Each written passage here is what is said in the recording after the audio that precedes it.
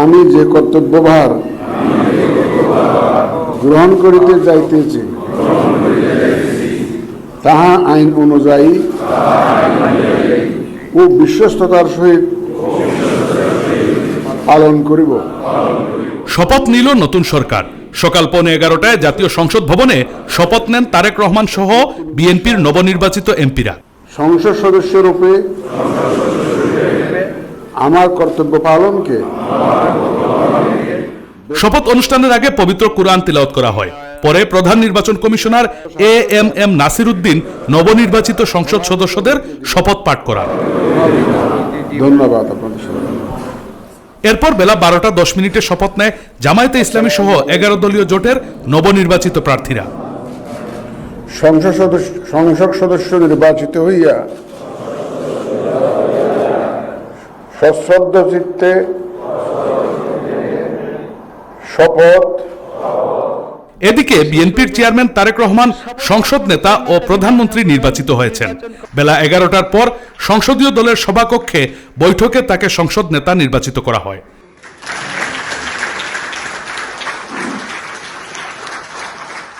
আঠারো মাস পর আজ দায়িত্ব নিচ্ছে নির্বাচিত সরকার। নতুন সরকারের শপথ অনুষ্ঠানকে কেন্দ্র করে আন্তর্জাতিক অঙ্গনে দৃষ্টি এখন রাজধানী ঢাকায়। রাষ্ট্রীয় আয়োজনে অনুষ্ঠিত এই শপথ গ্রহণ অনুষ্ঠানে বিভিন্ন দেশের উচ্চ পর্যায়ের প্রতিনিধি, বিদেশি কূটনীতিক এবং আন্তর্জাতিক সংস্থার প্রতিনিধি সহ অন্তত 1000 অতিথি অংশ নিয়েছেন।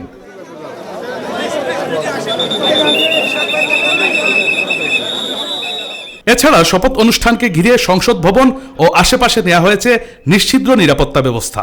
যান চলাচল সীমিত করার পাশাপাশি মোতায়েন করা হয়েছে 12 প্লাটুন বিজিবি।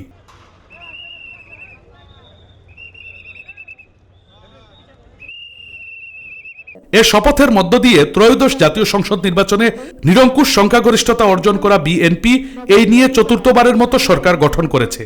তারেক রহমানের প্রধানমন্ত্রী হওয়ার মধ্য দিয়ে জিয়া পরিবারের তৃতীয় একজন ক্ষমতায় আসছেন। ত্রয়োদশ জাতীয় সংসদ নির্বাচনে নির্বাচিত সংসদ সদস্যরা আজকে শপথ গ্রহণ করলেন। এর মাধ্যমে 1.5 বছর পর আবারও সংসদীয় গণতন্ত্রে ফিরল বাংলাদেশ।